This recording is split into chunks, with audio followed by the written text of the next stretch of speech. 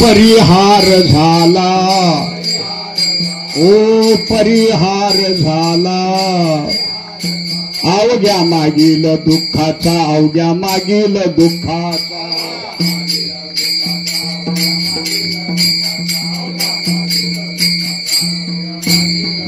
आलो निजाच्या माहेरा, आलो निजाच्या माहेरा, भेटी रुक्माईच्या वरा, भेटी रुक्माईच्या वरा.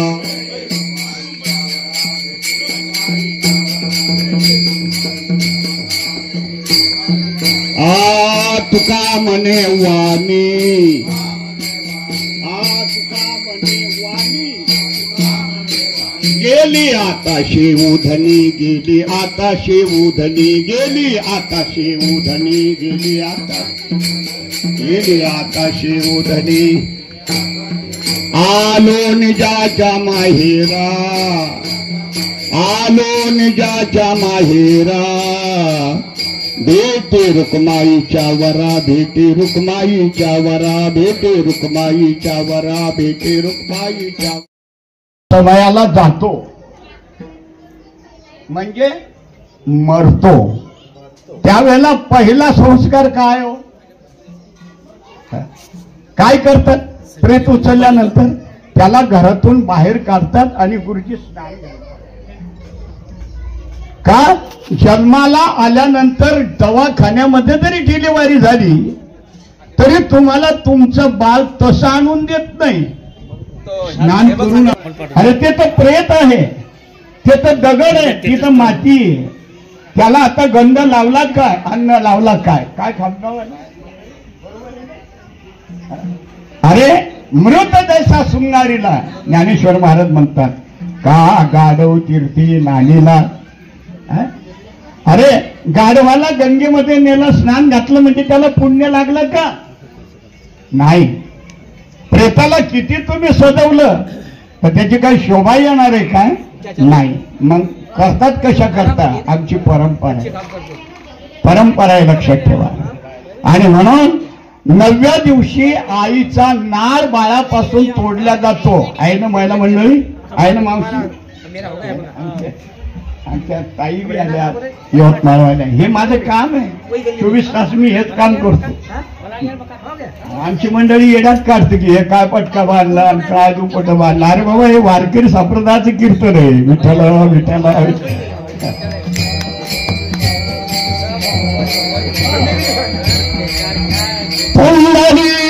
कवरना हरिविठ्ठल श्री ज्ञानदेव पंढरीनाथ भगवान की, गजानन महाराज की, माऊली ज्ञानेश्वर महाराज. विठ्ठल विठ्ठल विठ्ठल. हो आता पहा दादा, थोडी परंपरा सांगतो, लक्षात ठेवा. 9व्या दिवशी काय झालं? नाळ तुटला ना. मालगीन बाई बरोबर आहे ना?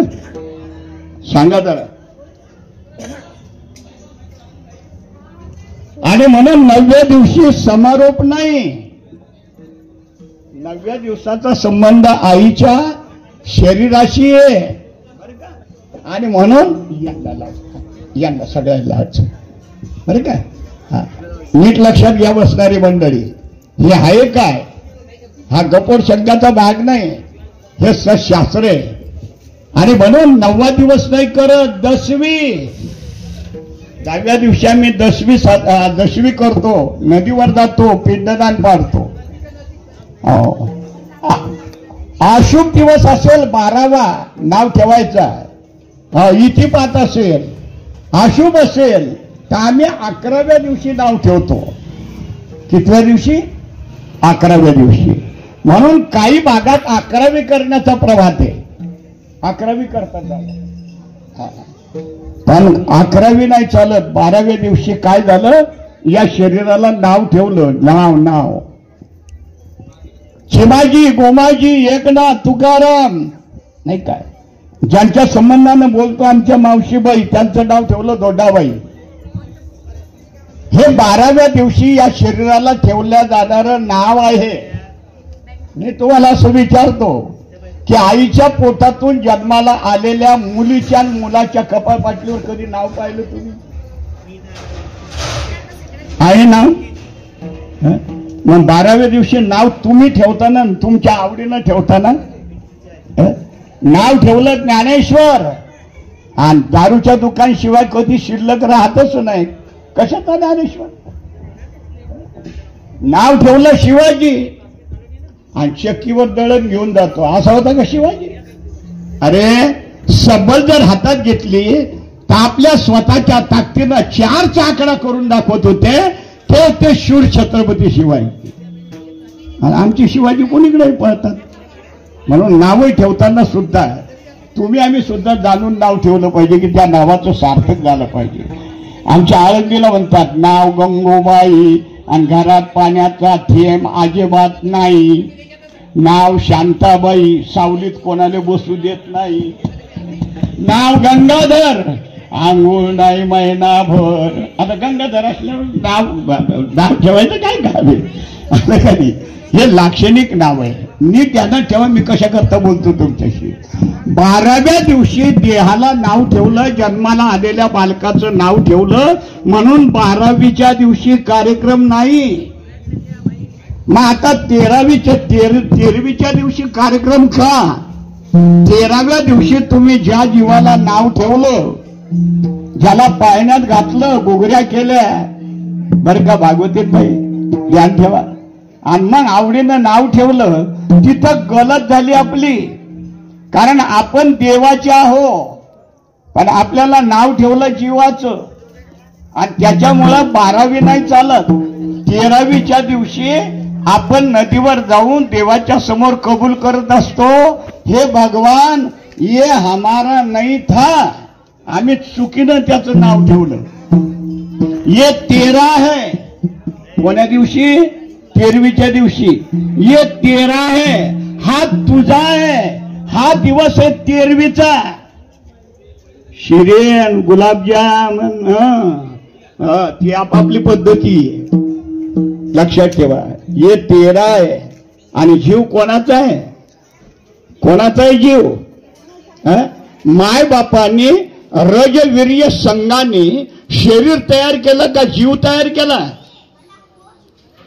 कसा गेला जीव त्याच्या? कधी केला त्यानं प्रवेश? असे बा स्त्री पुरुष युग में नेती जेत जन्मे ते हे अवघे जग. असे पा लग्नाच्या सोहळ्याच्या नंतर काय होत असतात? मुलं बाळ होत असतात. असे पा. आणि म्हणून हिंदू धर्म संस्कृतीमध्ये 13वी केल्याशिवाय जीवाचं कर्ज फिटू शकत. मग तुम्ही 5वी करा का 7वी करा का 10वी करा का 9वी करा, पण 13वी झाल्याशिवाय तो ईश्वराशी समर्पण होत. माझ्या वर्धा जिल्ह्यामध्ये 12 दिवस प्रकाश दादा 12 दिवस स्मशानभूमीमध्ये नैवेद्य पोहोचवला जातो. 12 दिवस. आमच्या दादांची सासरवाडीच आहे आष्टी, आणि आष्टीच्या जवळच आनंदवाडीला मी 22 वर्ष भागवत सांगितलं. लक्षात ठेवा. असं आहे, काही पद्धती मानल्या पाहिजे संतोष दादा. आबडधोबड नाही जमत. अरे 15 वर्ष तुकाराम बाबांनी विणा वाजवला. आज गावगावला आठवण काढतात की का ते पसंगे भाऊ कुठे गेले? म्हणलं ते गेले देवाघरी. आणि म्हणून आमच्या जगतदादाची इच्छा होती की माझ्या आईच्या आणि निमित्ताने स्मरणाने निदान माझ्या दारात टाळ वाजवा. अरे याच्याकरता एवढा मोठा खटाटोप केला. विठ्ठल विठ्ठल ठल विठ्ठल. हो आलं का लक्षात? 13वी कशा करता करावं लागते? जीवाला समरस करण्याकरता ना. आता ऐका आमची पाहुणे मंडळी, दिवस 6:15 जर निघला तर 12:30ला 6 तास होता. 6 तास सूर्यनारायणाची किरण या पृथ्वीवर नदीवर म्हणा, स्मशानभूमीमध्ये म्हणा, देवाच्या जवळ, तर ते सूर्य किरण 12:30 वाजता अशी स्थिर होतात. माध्यान्ह काळामध्ये येतो दिवस. आणि मग तुम्ही जो प्रसाद ठेवला त्या प्रसादाचा अन्नस्वाद त्या किरणामध्ये समाविष्ट होतो, आणि 6 वाजेला ते किरण पुन्हा सूर्यनारायणामध्ये जमा होतात. मग तुम्ही पिंडदान 9ला केलं काय आणि तुम्ही 1:30ला केलं काय, तुम्ही केव्हाही करू शकता, कारण माणसं आपल्या आवडीनं सवडीनं आपले कार्यक्रम करत असतात. पण आवड आणि सवड शास्त्रामध्ये नाही चालत दादा. शास्त्रामध्ये राळ जर जाळायची असेल तिथं तर कापूर नाही चालत, तिथं राळच जाळावी लागते. विठ्ठल विठ्ठल हो. आणि म्हणून मला हा निरोप सांगायचं होतं तुम्हाला. तेरवी करणं म्हणजे पाहुण्याला रिकाम पण नाही, म्हणून हे 100 रुपये घ्या आणि आम्ही पहिली गाडी धरून जातो. नाही नाही नाही नाही. अरे ज्याने समाजासाठी आपलं आयुष्य दिलं त्याच्यासाठी जर आपल्याजवळ जर 2 तास निघत नसतील तर आपण समाज बांधव कुठले दादा. आणि तेरवीच्या नंतर मग गोड जेवण आहे. आणि पसांगे बाबा बसले आमचे बोरगावचे. गोड जेवण भिन्न भिन्न पद्धतीचं, जसा पाहुणे तसे गोड जेवण.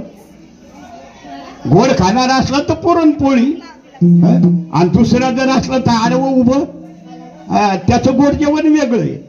तुम्ही काही करा, पण गोड जेवण या शब्दाचा अर्थ आहे ज्याच्या घरामध्ये दुःख झालं त्याला सावरणे, त्याला घेऊन आणि आपले 2 घास खाऊ घालणे, याला म्हणतात गोड जेवण. आज बाबूराव दादा समाजामध्ये वेळ नाही, काय सांगावं तुम्हाला. आणि माझं आव्हान आहे तुम्हाला. मी जालना जिल्ह्यामध्ये गेलो होतो. आमचे रावसाहेब दानवे एका श्रीमंत माणसाच्या घरी सावडायला आले होते. मी बुलढाणा जिल्ह्यातला असल्यामुळं माझ्या सरपंच साहेबांनी सांगितलं माझ्या महाराजांना 2 मिनिटं वेळ द्या. आणि नेमके दानवे बोलून गेले होते की माणूस मेल्यानंतर काय शिल्लक राहिलं. अहो कुत्रे मेलं की गलीवर पडते ना, तसं काहीच करायचं काम नाही, काहीच करायचं काम नाही. आता मी माईक घेतला, मी म्हणजे तुमच्यातला गोंधळातला आगाऊ मार. मी म्हणलो हो रावसाहेब, जर काहीच करायचं काम नाही तर हे सोयरे दायरे इवाई हे छक मारायला आणलं का? यांनी काय करायचं? अरे येनबाईला समजून सांगते, ताई रडू नका, होत असते. आमच्याही घरचे गेले, तुमच्याही घरचे गेले, समाज बांधव कशा करता असतात. तर रावसाहेबांनी खाली मान घातली. मला ते 2-3 वेळ भेट झाली, अजून मान नाही वरी केली. समाज कशाला म्हणतात? अरे सर्व एकोपाने राहावं, एकमेकाचे सुख दुःख जाणून घ्यावे, आपलं दुःख दुसऱ्याच्या जवळ सांगावं, दुसऱ्याचं दुःख आपल्याजवळ सांगावं, म्हणजे मन निरसन होत असते. याच्याकरता समाज बांधव तयार केला. म्हणून मेलेल्या माणसाला पाय धरून कुत्र्याच्या समोर जरी टाकलं तर ते प्रेत काही बोलत नाही दादा. अरे ज्याने विष पिऊन आत्महत्या केली त्याचं प्रेत तर कुत्र्याला खाऊ घालणं अनंत पुण्य सांगितलं. पण कोणीतरी करेल का असं? कोणीतरी दारिष्य करेल का? म्हणून शास्त्रीय चिंतनामध्ये 13वी ही शास्त्रीय पद्धतीनं सांगितलेली प्रक्रिया आहे. हे भगवान हा तुझा आहे, देवा माझा मी देवाचा, देव माझा मी देवाचा.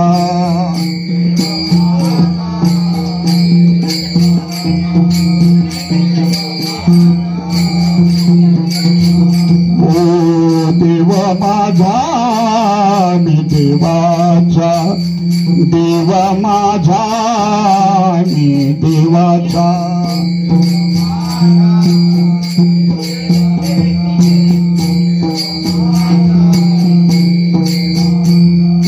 हीच माझी सत्यवाच्या दिवाजी, सत्यवाच्या दिव माझा मी देवाचा, देव माझा मी देवाचा.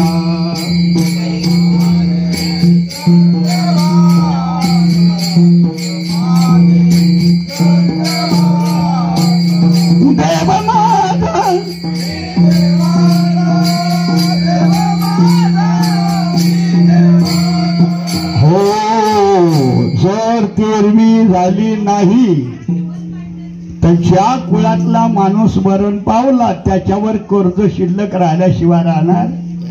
आणि ज्याच्यावर कर्ज शिल्लक राहिलं लक्षात ठेवा, पितर काय करतात? संतानाला प्रतिबंध करतात. पितर शापित होतात आणि मग ते काय करतात, तुमच्या घरात मुलगा आणि मुलगी जन्माला यायची त्यावेळेला प्रतिबंध करतात, येऊ देत नाही प्रकाश दादा.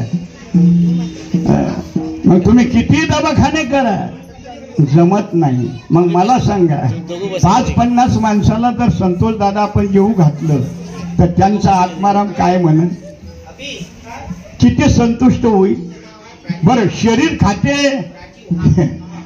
का आत्मा खाते? आत्मा खात नाही, शरीर खात नाही.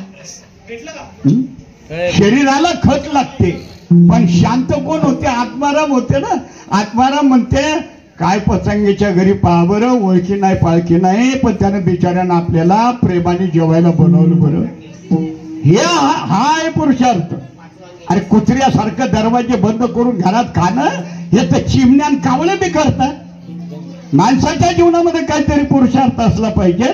एवढ्या करता आणि संत साधू संत महात्म्याने तुम्हाला आणि हा निर्देश केला.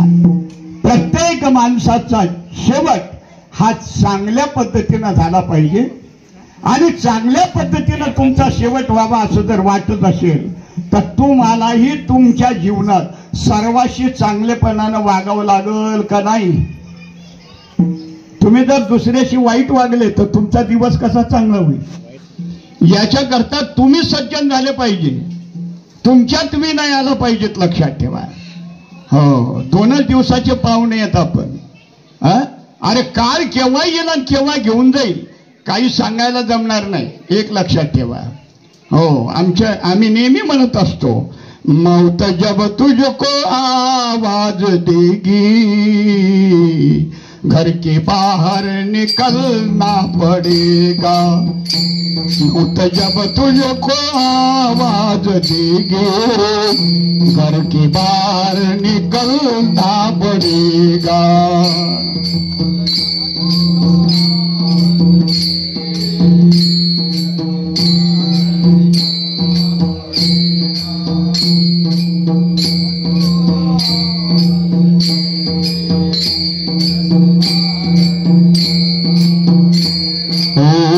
जिंदगी एक किराया का घर है, एक ना एक दिन छोड़ना पड़ेगा. मौत जब तुझको आवाज देगी घर के बाहर निकलना पड़ेगा.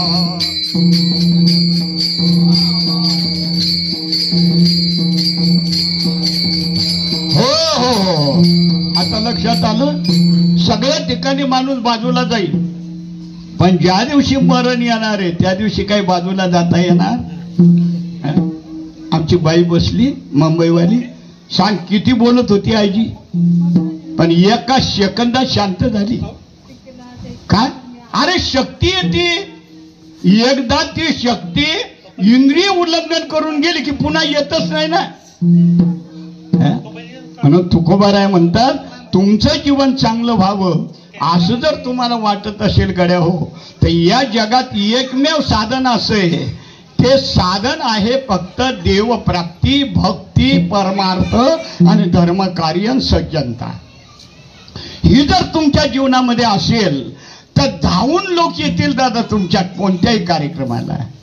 आणि म्हणून माणूस कसा जगला याची पावती मशानभूमीमध्ये दहन देण्याच्या दिवशी येत असते. चित्रगुप्ताच्या जवळ चित्रगुप्ताला शेवट जाऊन सांगतो, महाराज का प्रचंड समाज आला होता. चित्रगुप्ताने विचारलं, ते नाही विचारत मी, पण समाजामध्ये चर्चा काय चालू होती. म्हणे मायबाप मी जिथं जिथं जात होतो तिथं तिथं लोक बोलत होते खूप चांगला होता. हे सर्टिफिकेट, हे आहे सर्टिफिकेट. प्रकाश दादा, आमची जी जुनी मंडळी होती ना ही फार हट्टी, काय जुन्या माणसाचे स्वभाव होते. हा, लाकूड मोडील पण स्वभावाला औषध नाही. महाराज ध्यानात ठेवा. का? हल्लीचा समाज सुधारक का झाला, त्यांच्या बुद्धीमध्ये प्रकाश का पडला, त्याचं कारण आहे त्यांना सर्वांना घेऊन चालायचंय, हा प्रकार आहे. आणि म्हणून त्रासही झाला. पण आमच्या जगन्नाथांनी श्रावण बाळासारखी सेवा केली हो शेवटपर्यंत. आमच्या ताईसाहेबांनी सेवा केली. आमचे संतोष दादा आता थोडे काही कर्मभूमी करता यवतमाळला गेले. आईचं म्हणलं की त्यांचेही डोळे भरून यायचे. मी त्या दिवशी बोललो मशानभूमीमध्ये की हंसराज चालता चालता चालला गेला ना, तिकडून घाटीचा मोठा दवाखाना आणि इकडून सरकारी दवाखाना मोठा आहे. पण मुलाबाळामध्ये प्रेम अटकलं की दवाखान्यात गेले तर मला कोरोनामध्ये भरती करतील, मला मुलाबाळाची भेट घेता येणार नाही. गेला ना निघून. असे दादा म्हणून विचार करा. हा तुकोबार आहे म्हणतात, माझा शेवट गोड झाला, फारच चांगला झाला. त्याचं कारण आहे माझ्या जीवनामध्ये माझं आराध्य मला भेटलं, माझी इच्छा पूर्ण झाली, कृत्य झालो आणि इच्छा केली तो पावलो. तुकोबार यांचं जीवन धन्य झालं. का? अरे देव आला ना तुकोबारायला न्यायला. पाहुणे घराशी आली आजी ऋषिकेशी, याच्यापेक्षा काय पाहिजे? म्हणून तुकोबाराय म्हणतात माझा शेवट गोड झाला. म्हणून दादा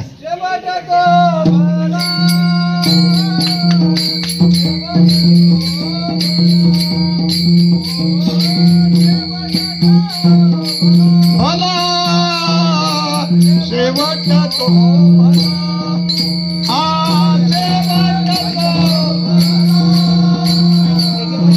शेवट तो बाला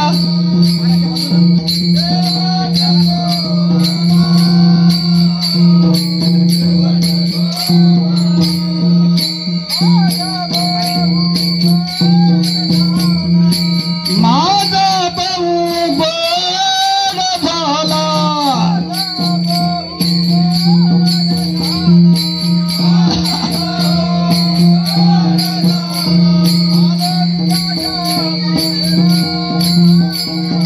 हरि हो,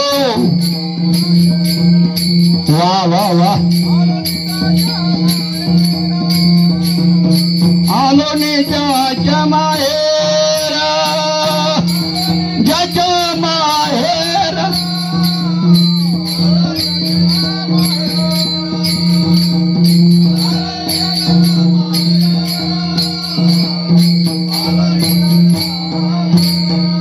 हो. किती गोड पदार्थ केले तर दिवस गोड होत नाही. पाहुणे लाखानं आले, दिवस गोड होत नाही. आपली खुळी कल्पना आहे. पहा म्हणले लेकी आल्या, बाळी आली, जवाई आले, इवाई आले, प्रेमळ आले, माती गोड झाली. तुम्ही म्हणा, शास्त्र नाही म्हणत. शास्त्र म्हणते तुमचा दिवस गोड व्हावा याच्याकरता तुम्हाला एकच उपाय करावा लागेल. राम राम म्हणा आधी, लावू करा गाता घाला मूळ बंदी, साड्या वाहू गियावू पादी, लक्ष लावो निरा गोविंदी गा. राम राम स्मरा आधी. काही थोडा करा लागपाठ, भक्ती भाव धरा बळकट, तदमन ध्यान द्या लावून या नीट, आणि जरी करणे असेल गोड शेवट गा. तुम्ही जन्मभर काही करा, पण जाण्याची वेळ आल्यानंतर मात्र एका परमात्म्याला पकडा की देवा तूच आहे रे बाबा. आता माणसं देवाचं स्मरण करतात पण केव्हा? वेळ निघून गेलेली असते तेव्हा. म्हणून थोडीशी चेतना असताना माझ्या देवाला जवळ घ्या, तुमचा शेवट गोड होईल. आलो निजाच्या माहेरा, भेटी रुक्माईच्या वरा. निजाच्या माहेरा म्हणजे कोणतं माहेर आहे आपलं? माझे माहेर पंढरी आहे भिवरेच्या तिरी. पंढरी आहे माझे माहेर साधने, ओव्या कांडणे गाऊ गीती, ते आपलं माहेर आहे. का? त्याच्या जवळून आलो ना आपण. मी प्रश्न विचारत असतो की का तुमचं नाव काय? म्हणे गंगाराम. म्हणलं तुमच्या बापाचं नाव काय? म्हणे सकाराम. म्हणलं तुमचं नाव काय? म्हणे गुळवे. आता सांगा तुम्ही सकारामचे, तर सकाराम कोणाचा? म्हणे तुकारामचा. म्हणे तुकाराम कोणाचा? म्हणे गंगारामचा. असं करता करता गेलो तर कुठेतरी लाईन तुटली. मग उत्तर मिळालं मी पंचभूताचा आहे. मग पंचभूत कोणाचे? म्हणजे मायेचे. मग माया कोणाची? म्हणजे ईश्वराची. मग ईश्वराचाच म्हणणं इतके कशात मधात टप्पे घातले. ध्यानात आलं का? जर शेवट गोड व्हावं वाटत असेल तर भगवंताचं चिंतन करा. आज धोंडा मावशीच्या दारात बोलताना का आनंद वाटतो. आज माझ्या ईश्वरीमध्ये सुद्धा आमच्या काही मंडळीत ज्या वेळेला मी सांगितलं की तेरवीला चाललो त्यावेळेला बऱ्याच जणांचे डोळे ओले झाले. का? सर्वांशी प्रेम होतं, गरिबी होती, कामधंदा करावं लागत होता, सर्वांशी प्रेम होतं, त्याच्यामुळे डोळे भरून आले गड्या. आणि म्हणूनच ज्यांच्या दारात, सुखदेवदादा, ज्यांच्या दारात देवाचं वाद्य वाजते त्यांच्यासारखं भाग्यवान दुसरा कोणी नाही.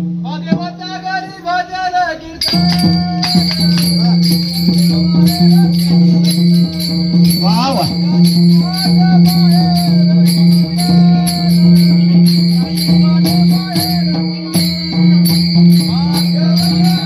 भजन पूजन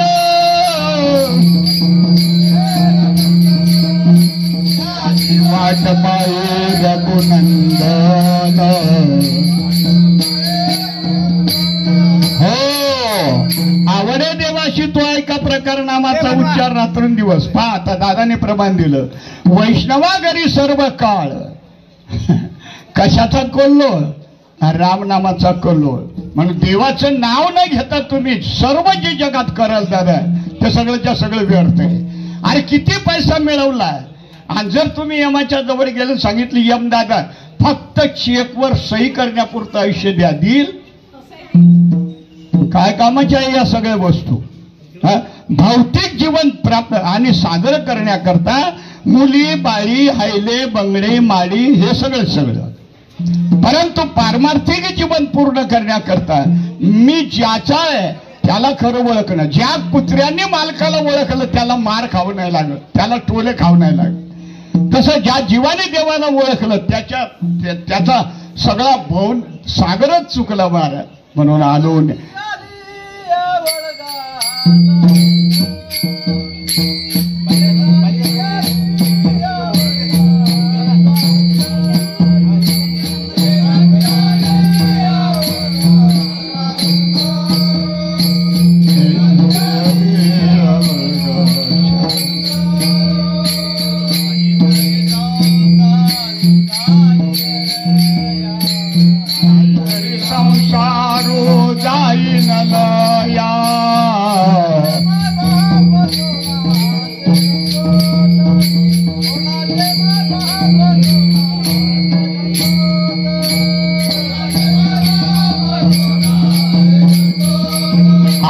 तुकाराम महाराज म्हणतात कोणाचे मायबाबन कोणाचे गवंदोर. बर का पचांगे बाई, आमची बाई मांग बसली, आपल्याला विचारलं तू कोणाची? म्हणे मी डॉक्टरची. डॉक्टरनं काय केलं? काय केलं? पुतळा तयार केला. पण तो पुतळा बोलणार आहे, जो बोलणार आहे त्याच्यात तो थोडा डॉक्टरनं दिला, तो तर वरच्यानं दिला ना.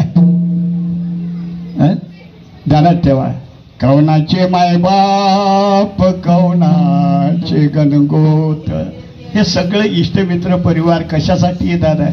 जन आले, गोत्र आले, पण मशानापर्यंतच गेले, जळावं लागलं मात्र एकट्याला. आणि म्हणून आपलं जीवन समृद्ध करण्यासाठी सर्वांशी प्रेमाने वागा. आज माझ्या जगनदादाने शेवटपर्यंत जेव्हा जेव्हा येत होता तेव्हा तेव्हा सांगत होतं, का रे मावशीची तब्येत कशी आहे? म्हणे दादा सध्या तर माझं लक्ष आहे, अजून तर काही तुटलं नाही.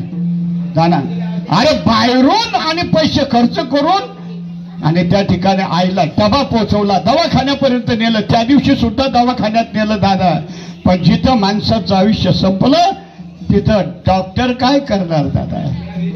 डेड बॉडी घरी आली. मग आलो निजाच्या माहेरा भेटी रुक्माईच्या वरा, देवाची भेट झाली, कृत्य झालो.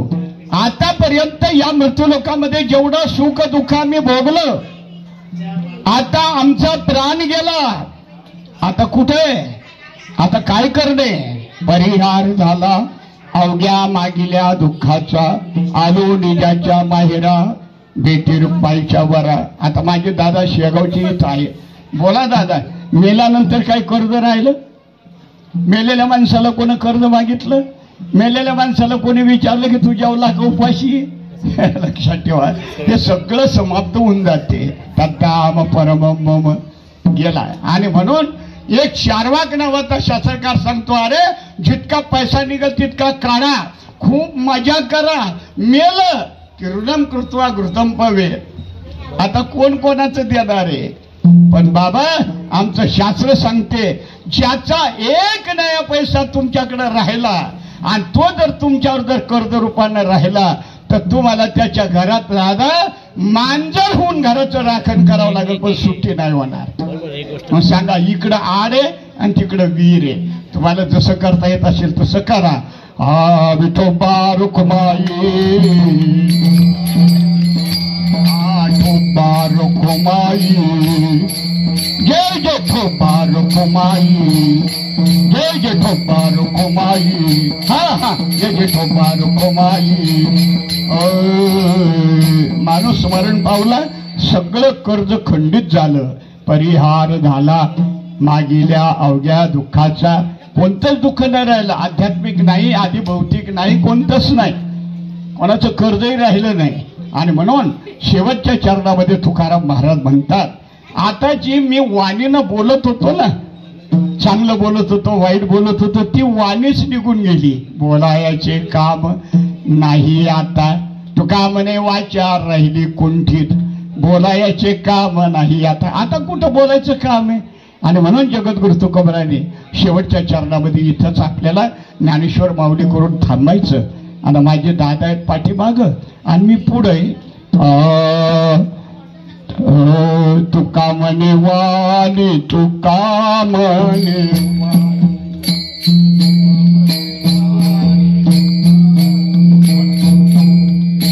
तुका म्हणे वाणी, तुका म्हणे, तुका म्हणे वाणी, तुका म्हणे, तुका म्हणे वाणी, तुका म्हणे वाणी, तुका म्हणे वाणी, तुका म्हणे वाणी. शेव गेली आता शेव धनी,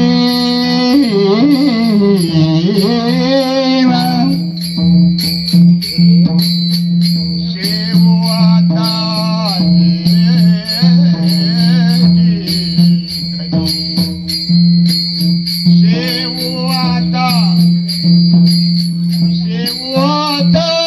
गेली धनी.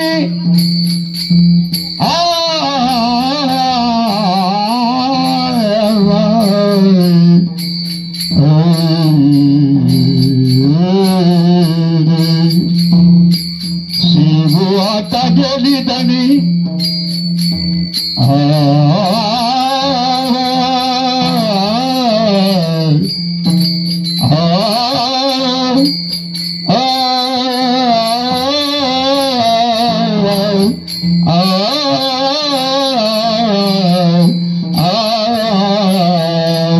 आता गेली धनी, शिव आता गेली धनी, आलोनी जाच्या माई.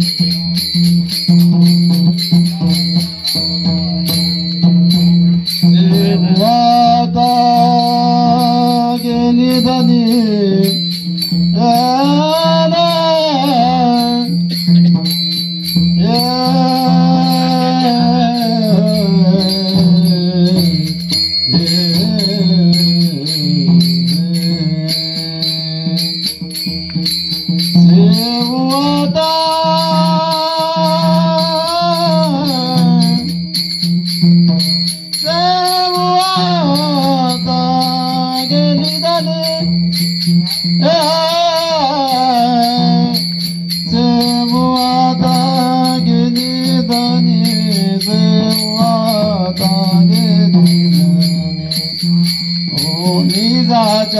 मारीरा आदुनी जाच्या मारीरा.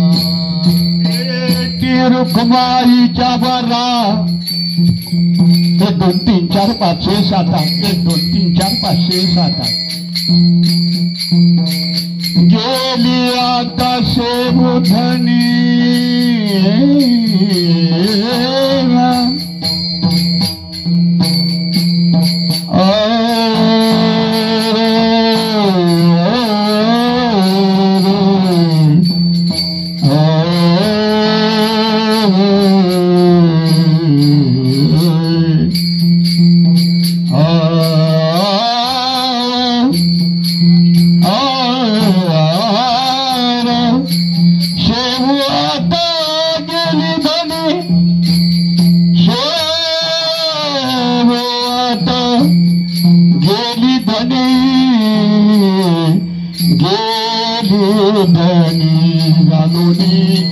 ज्याच्या पायी आलोनी ज्याच्या पायी सेवाता गेली धनी सेवाता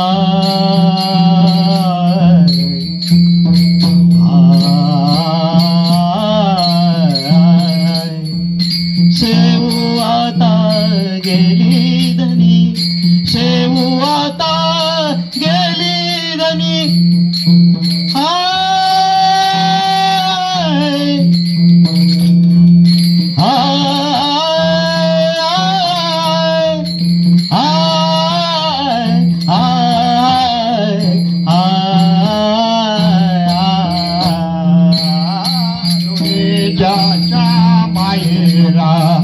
आलो मी ज्याच्या बाहेर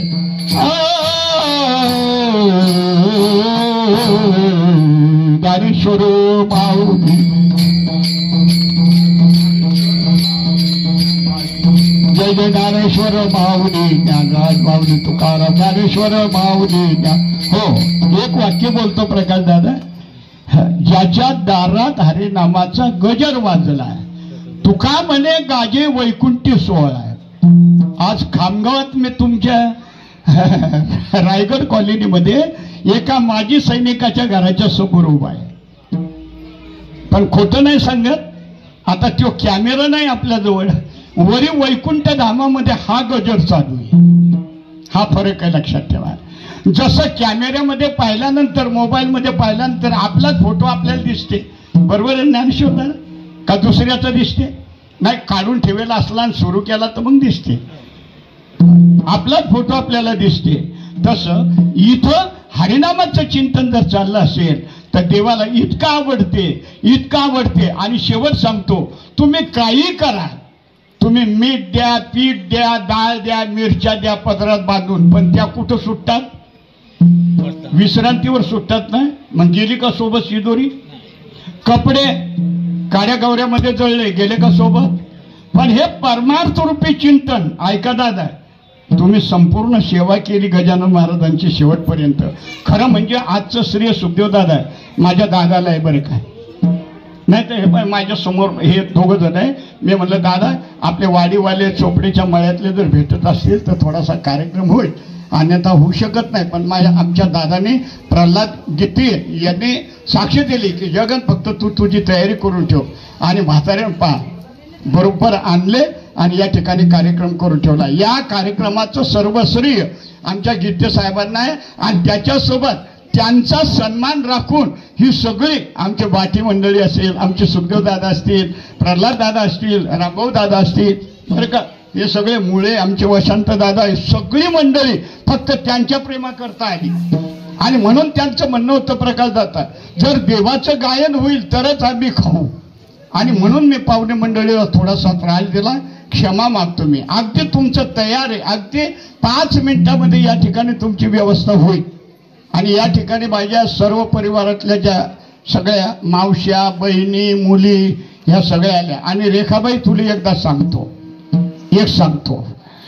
करत असताना किती त्रास होतो हे प्रत्येक माणसाला अनुभवात आहे बरं का मी सुद्धा एखाद्या वेळेला म्हणू शकतो की काय रे दादा आम्हाला काही माहितच नाही अरे मृत्यू काळ हा काय विचारून येत असतो का 9:21 मी तुमच्याकडे येणार म्हणून आपल्या आईचं लय जास्त घाण होण्यापेक्षा पद्धतशीर गेली सर्वात गेली सर्वांना पाहून गेली हे तू ध्यानात ठेव काय इकडे तिकडे लोळून घाण झाल्यापेक्षा अरे चालता बोलता माणूस गेला मी तर सांगत असतो आता तुम्ही सांगा एखादा ऍक्सिडेंट झालाय खरंच सांगा त्याच्या मनात काय भावना असतील सुखदेवदादा एकदम गाडी आली तुडवलाय हे मरण वेगळं विष घेऊन मरण वेगळं स्वभावानं येणारं मरण वेगळं लक्षात ठेवा आणि अटॅक त्याच्यापेक्षा सांगू तुम्हाला इतका जबरदस्त आहे की तो एका सेकंदातच माणसाला मोकळं करतो बरं शेवटपर्यंत माणूस बोलतो शेवटपर्यंत असं वाटतं की आपल्या माणसाला काहीच झालं नाही बरं का लेखनारीन बाई अटॅकची बिमारी मोठी कठीण बीम आहे आणि त्याच्यापेक्षा अपंगत्व तर त्याच्यापेक्षा कठीण आहे ध्यानात ठेवा आणि म्हणून अशा परिस्थितीमध्ये न येता चांगल्या पद्धतीनं आमचे प्रकाशदादा, आमची सगळी गुरु मंडळी, आमची स्नेह मंडळी, त्यांनी आम्हाला या ठिकाणी राखलं. आमची यवतमाळहून पाहुणे मंडळी या ठिकाणी आली, सगळी खामगावातली मंडळी आली, इसोलीतून आली, सगळं परिवार आला. याच्यापेक्षा काय चांगलं पाहिजे? म्हणून म्हणावं लागते शेवट तो मला आज माझा भाऊ गोड झाला. आलं का लक्षात? आणि म्हणून मी उभा राहिलो आणि आमच्या भजनी मंडळाला या ठिकाणी मी तर सांगतो ना, देवाचं वाद्य वाजलं, अरे धन्य जगी तोची एक हरिरंगी नाचे, याच्यासारखं भाग्य नाही. आणि म्हणून आमच्या इसोलीच्या सर्व टाळकरी मंडळींना, आमच्या पचांगे परिवाराच्या दृष्टीने तो गेला, मला सांगून गेला, दादा कसं करू? ते मी म्हणलं काही काळजी करू नको, व्यवस्थित होऊन जाईल. आणि म्हणून आमचे खामगावचे सुद्धा माझे दादा गायनकार आहेत. दादा आठवते मी दादा बी होते, साहेब बी होते, तेव्हापासून भेट नाही.